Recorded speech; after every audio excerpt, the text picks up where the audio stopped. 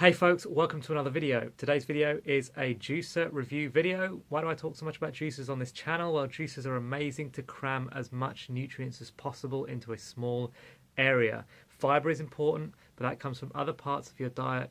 Juicing is all about nutrition and lots of it. So today's juicer is the Veto juicers. It's a vertical masticating slow RPM juicer. I've been using it for about a month now.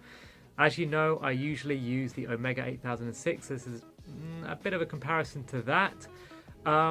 It's great for greens, we already know that, because it's slow RPM. I don't really recommend the centrifugal style juicers. Let's get into the review.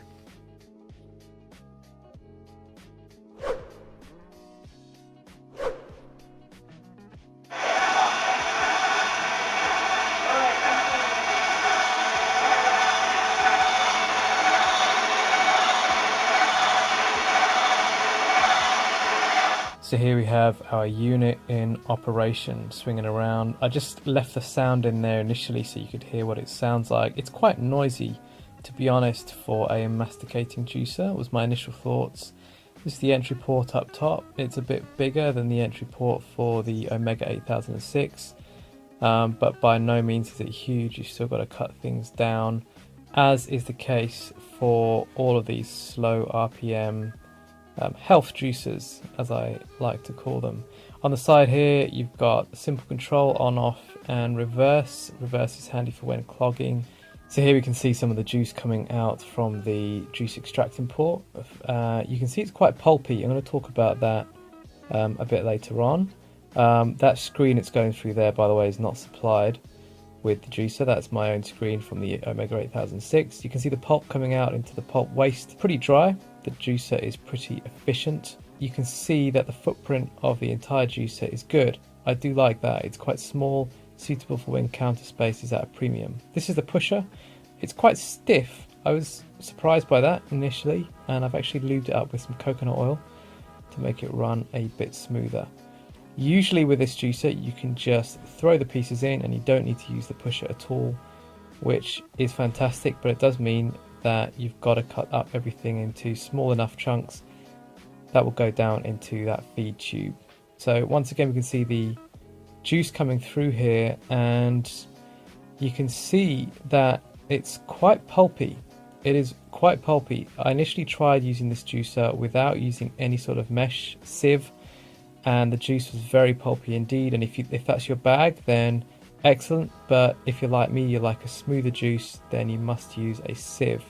So when using the pusher it's quite stiff, and I don't mean just because it's sticky, I mean pushing the actual produce into the auger. You do need to apply quite a lot of force, which can be tricky because it's a vertical juicer and so it sits quite high up on your countertop. You can see the auger spinning around in there, and the produce usually just goes in and it's munched up immediately, which is nice.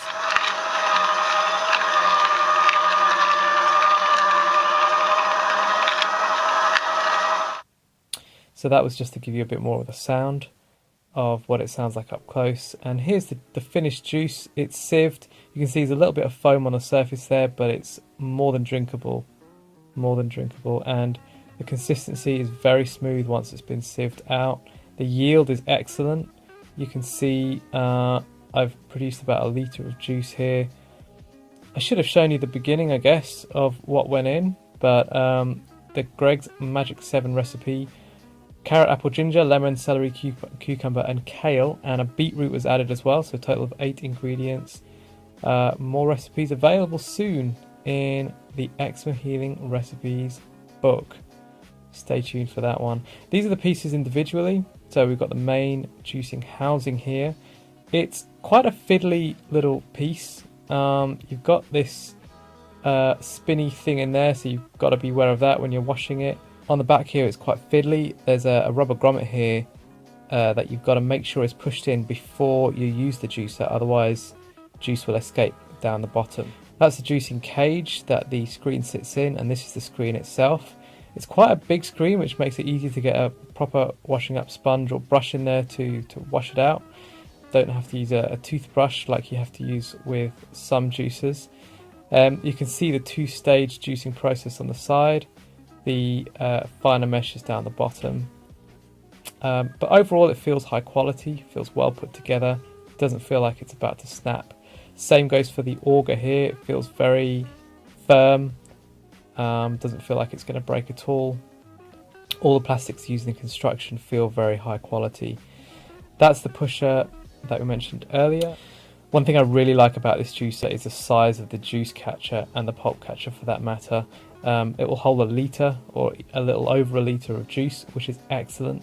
And because of the high position of the juicer on the countertop, you can fit a jug in there if you don't want to use the supplied juice catcher as well.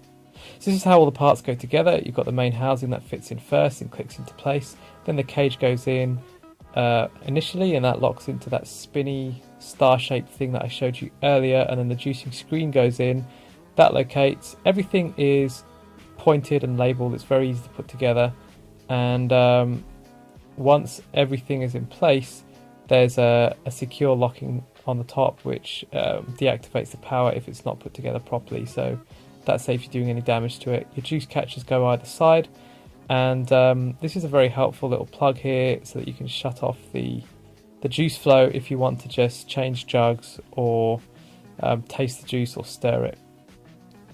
Overall, I'm really impressed with this juicer. I really like the vertical layout. It's great for a countertop that's small.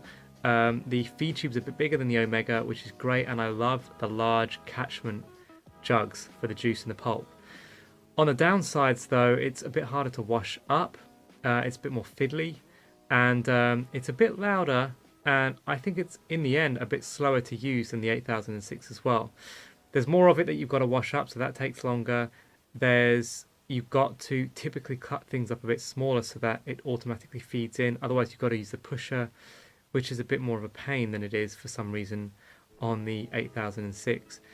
Overall though, I really like the Veto juicers, and for a more budget option than the Omega 8000 or the Omega range in general, or the Green Star range, or some of these more expensive high-end juicers, this is a great value product. One of the main things I've been using this for is oat milk, making oat and nut milk. So maybe I'll make a video on that, how to make oat and nut milk, and I'll use this Veto juicer to show you how to do that. And I really recommend it for making plant-based milks.